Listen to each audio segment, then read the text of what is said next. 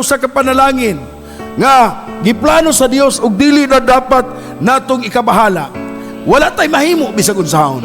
Ako, ikaw, kitang tanan, wala tay mahimo. Walay maayong wali. Walay wali nga makapaluwas sa tao. Walay wali nga mahimo kang bride. Kundi ang wali mga igsoon, igo lamang nagapapukaw kung kinsa ka. Say, praise the Lord.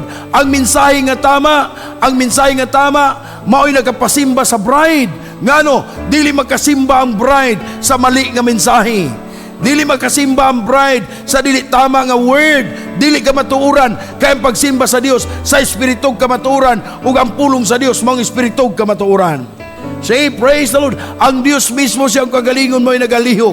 Maong iyang gibutang ang John 15 verse 26 o John 15 verse 26 siya.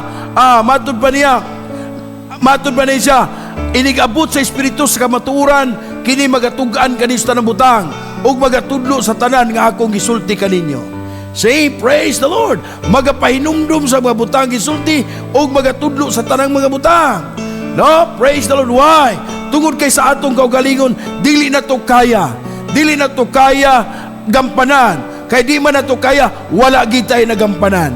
Say, kung doon naman tayo pagkinabuhi, dili na atong trabaho na ni Kristo nga may nagkinabuhi para sa imo.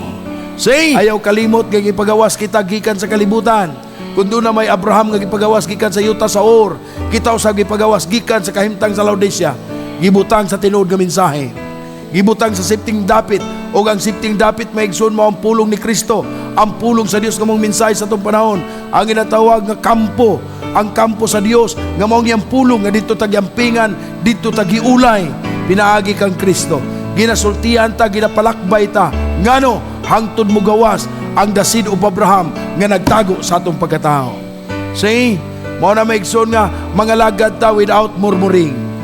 Mga lagad magbagulbul ka, wala malipay ang Diyos niya na. No? Alagara ang Diyos nga walay pagbagulbul. Alagara ang Diyos nga walay daghang kutso-kutso sa kinabuhi. Alagara siyang malipayon, the same Abraham.